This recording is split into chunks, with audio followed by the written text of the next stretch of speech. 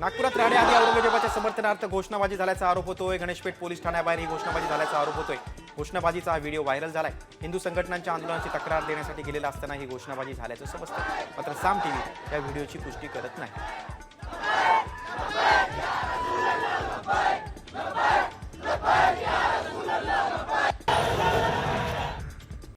Comscore नुसार आता isakal.com आहे देशातील नंबर 1 ची मराठी न्यूज वेबसाईट। प्रत्येक अपडेटसाठी isakal.com ला नक्की भेट द्या।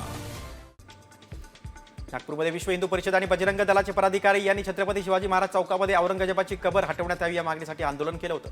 यात गणेशपेठ पोलीस ठाण्यात आंदोलन करताना औरंगजेबाचा प्रतिकात्मक कबर जाळण्यात आली।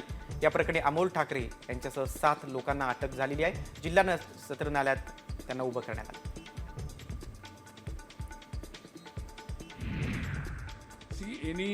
आरएसएस तर विश्व हिंदू परिषदेचे कान टोचलेत। औरंगजेबाचा मुद्दा सध्या संयुक्तिक नाही, कोणत्याही हिंसेचं समर्थन करत नाही असं आरएसएसनं म्हटलंय।